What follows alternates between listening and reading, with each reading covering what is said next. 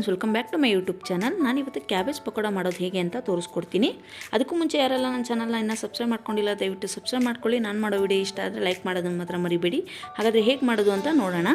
ಮೊದಲಿಗೆ ನಾನಿಲ್ಲಿ 1 ಬೌಲಷ್ಟು ಕ್ಯಾಬೇಜ್ನ ತೊಗೊಂಡಿದ್ದೀನಿ. ಇದನ್ನು ಚಿಕ್ಕದಾಗಿ ಉದ್ದವಾಗಿ ಹೆಚ್ಚಿಟ್ಕೊಂಡಿದ್ದೀನಿ. 2 ಈರುಳ್ಳಿ ಉದ್ದವಾಗಿ ಹೆಚ್ಚಿಟ್ಕೊಂಡಿದ್ದೀನಿ. ಕರಿಬೇವು ಚಿಕ್ಕದಾಗಿ ಹೆಚ್ಚಿಟ್ಕೊಂಡಿದ್ದೀನಿ. ಕೊತ್ತಂಬರಿ ಸೊಪ್ಪು, 1 ಸ್ಪೂನಷ್ಟು ಜೀರಿಗೆ ತೊಗೊಂಡಿದ್ದೀನಿ. 1 ಕಪ್ಪಷ್ಟು ಕಡಲೆ ಹಿಟ್ಟು, 4 ರಿಂದ 5 ಸ್ಪೂನಷ್ಟು ಅಕ್ಕಿ ಹಿಟ್ಟನ್ನ ತೊಗೊಂಡಿದ್ದೀನಿ. ಮತ್ತು 1 ಸ್ಪೂನಷ್ಟು ಖಾರದ ಪುಡಿ, ಖಾರದ ಪುಡಿ ತೊಗೊಂಡಿದ್ದೀನಿ. ರುಚಿಗೆ ತಕ್ಕಷ್ಟು ಉಪ್ಪು. ಹಾಗೆ ಹೇಗೆ ಮಾಡೋದು ಅಂತ ನೋಡೋಣ. ಇವಾಗ ನಾನು ಒಂದು ದೊಡ್ಡ ಬೌಲಿಗೆ ಕ್ಯಾಬೇಜ್ನೆಲ್ಲ ಹಾಕ್ಕೋತಾ ಇದ್ದೀನಿ. ಇದಕ್ಕೆ ಉದ್ದ ಹೆಚ್ಚಿಟ್ಕೊಂಡಿರುವಂಥ ಈರುಳ್ಳಿನ ಸೇರಿಸ್ಕೊತಾ ಇದ್ದೀನಿ. ಉದ್ದವಾಗಿ ಮತ್ತು ತೆಳುವಾಗಿ ಹೆಚ್ಕೊಳ್ಳಿ. ತೆಳುವಾಗಿ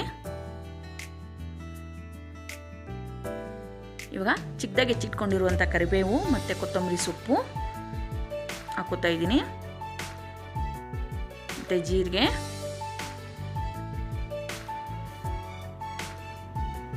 ಮತ್ತು ಖಾರದ ಪುಡಿ. ನಾನು 1 ಸ್ಪೂನಷ್ಟು ಖಾರದ ಪುಡಿನ ತೊಗೊಂಡಿದ್ದೀನಿ. ಇಲ್ಲಿ ನಾನು ಯಾವುದೇ ರೀತಿ ಹಸಿಮೆಣಸಿನಕಾಯಿ ಹಾಕೋತಾ ಇಲ್ಲ. ಇದನ್ನ ಇವಾಗ ಕ್ಲೀನಾಗಿ ಮಿಕ್ಸ್ ಮಾಡ್ಕೊಳ್ಳೋಣ.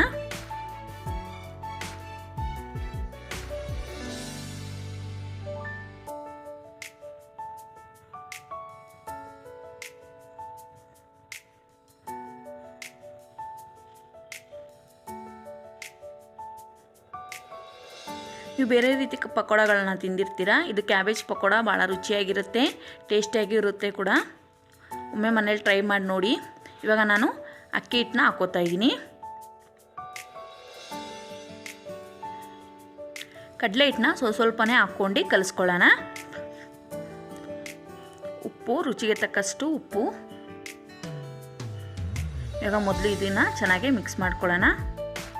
ಯಾಕಂದರೆ ಕ್ಯಾಬೇಜಲ್ಲಿ ನೀರಿನ ಅಂಶ ಇರುತ್ತೆ. ಹಾಗಾಗ್ಬಿಟ್ಟು ಮೊದಲಿಗೆ ಹಾಗೆ ಚೆನ್ನಾಗಿ ಮಿಕ್ಸ್ ಮಾಡ್ಕೋಬೇಕು.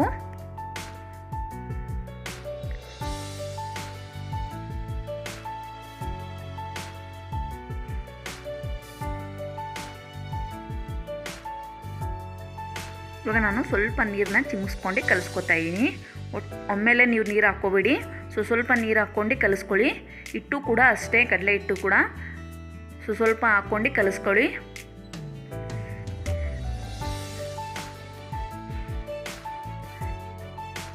ಎಷ್ಟು ಬೇಕಾಗ್ಬೋದು ಅಂತ ನೋಡ್ಕೊಂಡು ನೀವು ಹಾಕ್ಕೊಂಡು ಕಲಿಸ್ಕೋಬೇಕಾಗುತ್ತೆ.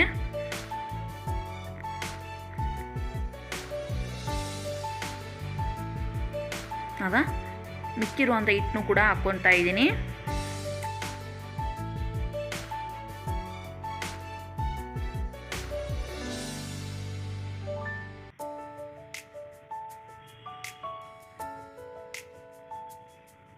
ನಾನು ಸ್ವಲ್ಪ ನೀರು ಹಾಕ್ಕೊಂಡು ನಾನು ಮಿಕ್ಸ್ ಮಾಡ್ಕೊತಾ ಇದ್ದೀನಿ.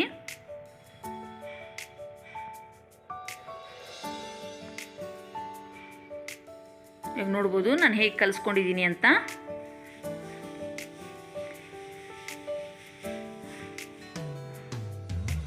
ಇವಾಗ ನಾನು 1/4 ಸ್ಪೂನಷ್ಟು ಅರಿಶಿನ ಸೇರಿಸ್ಕೊತಾ ಇದ್ದೀನಿ. ಅರಿಶಿನ ಬೇಕಿದ್ರೆ ಹಾಕ್ಕೊಳ್ಳಿ, ಇಲ್ಲ ಅಥವಾ ಸ್ಕಿಪ್ ಮಾಡ್ಕೋಬೋದು. ಅರಿಶಿನ ಹಾಕೋದ್ರಿಂದ ಕಲರ್ ಚೆನ್ನಾಗಿ ಬರುತ್ತೆ. ಹಾಗಾಗ್ಬಿಟ್ಟು ನಾನು ಸ್ವಲ್ಪ ಅರಿಶಿನ ಸೇರಿಸ್ಕೊತಾ ಇದ್ದೀನಿ. ಇವಾಗ ಎಣ್ಣೆ ಕಾಯಕ್ಕೆ ಇಟ್ಟಿದ್ದೆ ನಾನು ಬಾಣಲೆಯಲ್ಲಿ. ಎಣ್ಣೆ ಕಾದಿದೆ. ಇವಾಗ ಎಣ್ಣೆಯಲ್ಲಿ ಚಿಕ್ಕದಾಗೆ ಬಿಡಿ. ಯಾಕಂದರೆ ಕ್ಯಾಬೇಜ್ ಬೇಯಬೇಕಾಗುತ್ತಲ್ಲ, ಅದಕ್ಕೆ ದಪ್ಪವಾಗಿ ಬಿಟ್ಟರೆ ಕ್ಯಾಬೇಜ್ ಬೇಯೋಕ್ಕೆ ಟೈಮ್ ತೊಗೊಳುತ್ತೆ. ಹಾಗಾಗಿ ಚಿಕ್ಕದಾಗಿ ಬಿಟ್ಟಾಗ ಬೇಗ ಬೇಯ್ಕೊಳ್ಳುತ್ತೆ, ಬೇಗ ಕೂಡ ಆಗುತ್ತೆ. 4 ರಿಂದ 5 ನಿಮಿಷ ಬೇಯಿಸ್ಕೋಬೇಕಾಗುತ್ತೆ. ಇದನ್ನು ನೋಡ್ಬೋದು ನೀವು ಯಾವ ರೀತಿ ಬಂದಿದೆ ಅಂತ. ಮೀಡಿಯಮ್ ಉರಿಯಲ್ಲಿ ಇಟ್ಕೊಂಡು ಬೇಯಿಸ್ಕೊಳ್ಳಿ. ಹೈ ಫ್ಲೇಮಲ್ಲಿ ಇಟ್ಕೋಬೇಡಿ. ಯಾಕಂದರೆ ಒಂದೇ ಸರಿ ಅಂದರೆ ಕೆಂಪಾಗ್ಬಿಡುತ್ತೆ ಬೇಗನೆ. ಇವಾಗ ನೋಡ್ಬೋದು ಆಗಿದೆ. ನಾನು ಒಂದು ತಟ್ಟೆಗೆ ಸರ್ವ್ ಮಾಡ್ಕೊತಾ ಇದ್ದೀನಿ. ಇದು ನಿಮಗೆ ಕ್ಯಾಬೇಜ್ ಪಕೋಡ ಅಂತಲೇ ಗೊತ್ತಾಗಲ್ಲ, ಈರುಳ್ಳಿ ಪಕೋಡ ಥರನೇ ಕಾಣಿಸುತ್ತೆ. ಭಾಳ ಟೇಸ್ಟಿಯಾಗಿರುತ್ತೆ. ಮನೇಲಿ ಒಮ್ಮೆ ಟ್ರೈ ಮಾಡಿ ನೋಡಿ, ಹೇಗೆ ಬಂತು ಅಂತ ಕಮೆಂಟ್ ಮಾಡಿ ತಿಳಿಸಿ. ಒಂದೇ ಥರ ತಿನ್ನೋದಕ್ಕಿಂತ ವೆರೈಟಿ ಥರ ಮಾಡ್ಕೊಂಡು ವೆರೈಟಿ ಮಾಡ್ಕೊಂಡು ತಿನ್ನೋದ್ರಿಂದ ರುಚಿಯಾಗಿರುತ್ತೆ.